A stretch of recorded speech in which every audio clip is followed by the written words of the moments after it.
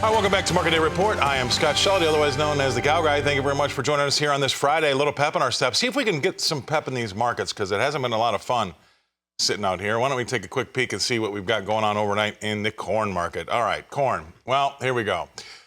I'll ask our next guest about this, but we did have a little bit of a bump overnight. But look at this. We get a half-cent rally and a 406.5 is all we can do, right? The low of the day is 405. The high was 409.25. So not a lot going on in March. Dees was up 3/4 cent to 4.54. All right, that's corn. And what about overnight in beans? Well, we just had Christina tell us where they went. They were lower. March was down 5.5 cents to 11.42 1/4. If you go out to say July, that was down a nickel to 11.55 3/4. So that's not too good, is it? Let's go to the Chicago wheat market. We have been getting a little bit of a bump from the wheat markets as of late. We have a small one overnight, about 5 cents, anywhere between 1.25 and 5.25 actually. March wheat in Chicago closed up 5.25 cents to 588.5. We'll see how we get off and running in about 15 minutes.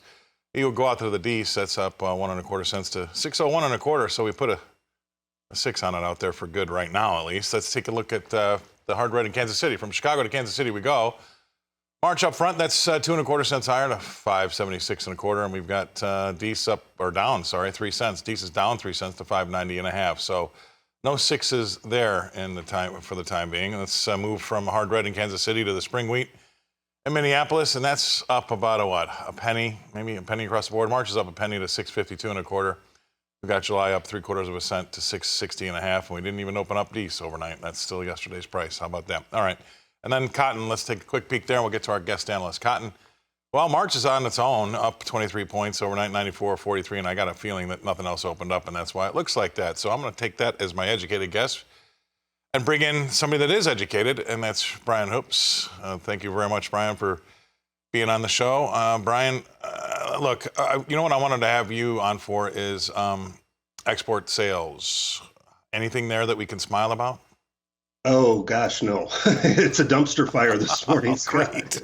Yeah, we should have ignored these, but the wheat sales were a 6-week low at 8.6 million bushels. Corn sales, a 6-week low, 32.3. And the worst for last is soybeans. It was a marking year low, only 2.1 million bushels. And we've been talking about the possibility that China would be canceling some of their previous purchases and replacing them with purchases at lower money. And that's exactly what they're doing. So last week, they bought about 14.5 million bushels, and that includes the unknown destination category being shifted to China. The problem is that same unknown destination category canceled over 21.7 million bushels last week. So we almost went into a net cancellation type of environment here, and that is certainly not good news. In fact, we heard rumors yesterday kind of circulating that there was some soybeans being shipped out of Brazil, about 4 cargoes that have left ports in Brazil and are headed to the U.S. to be imported into North Carolina. Those would hit the U.S. about April timeframe. So it's apparently cheaper to ship beans from Brazil than to rail them across the United States and pay higher U.S. prices. That's because Brazil is posting these prices much, much cheaper than what the U.S. is, and we're not very competitive. All right, so what do you tell the producers to do? I mean, the phone must ring every now and again, at least. I mean, I know the volumes probably aren't that big right now, but you got to be having these conversations. I mean, boy, I mean, you know what I hate to say is that, you don't want to tell a guy to sell it in the hole, but you don't want to tell a guy to hang on and watch another 50 cents leak out of his hands either. Yeah, it's a no-win situation right now. The best thing you can do, I think, is we're into weekly chart support. 1145 was kind of a long-term downward target that we had because that was the lows that we posted last May, and we've come down to those overnight. In fact, we traded just a little bit below them. So where do we go from here? Do we find some support, stabilize, start to rally? Well, the news isn't real good. Argentina received rains overnight, talked about Brazil shipping beans here into the United States. None of this is positive fundamentals.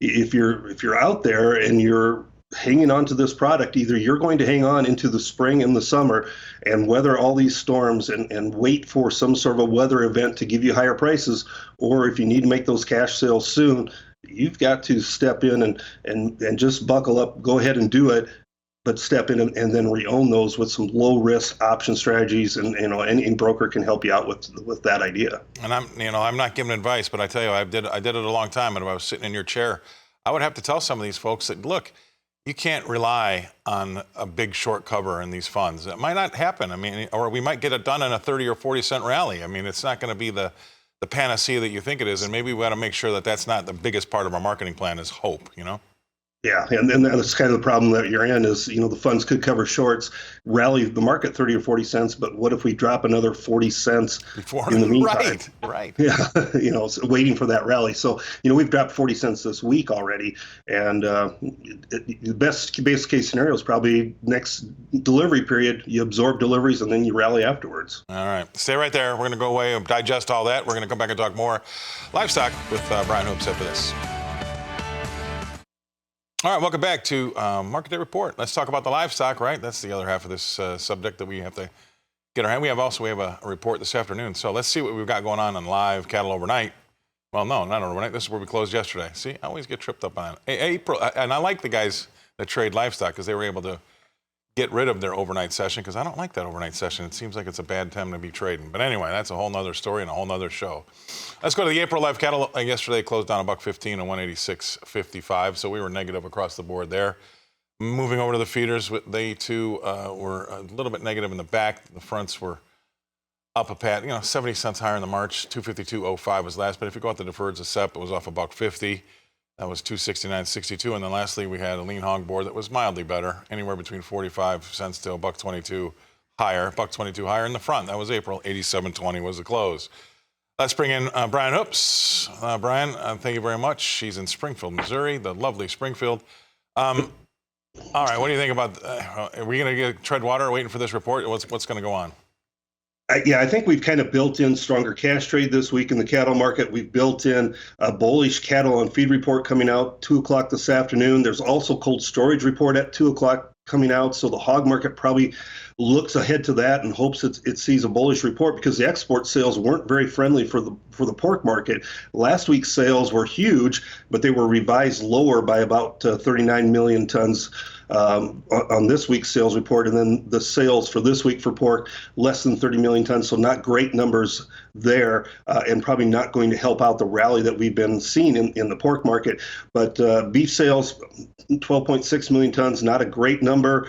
I thought the cattle market, started to reverse yesterday when those steer weights came out. They were 3 pounds heavier than the last week, 10 pounds heavier than a year ago, which means more tonnage coming at the market. And we already have a little bit more supplies than what the market can bear. So you're making those cattle a little bit heavier. And talking with clients, that's a natural reaction is if you've got corn and it's getting cheaper, you're going to feed it into your animals that are making money for you, put a little bit more weight on them, and hopefully get a better price for them. But in the long run, that hurts us because it has more tonnage coming at the market and more supply.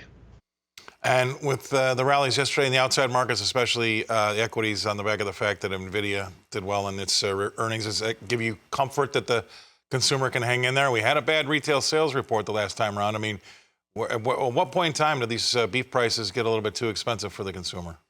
Yeah, I think maybe we're starting to see signs of that the consumer's starting to back away from a little bit because of the export numbers are starting to slow. Box beef is not able to sustain any type of rally. So we may be getting to that point already where these credit cards are getting stretched really thin, massive amounts of debt. So I think it's all-time record.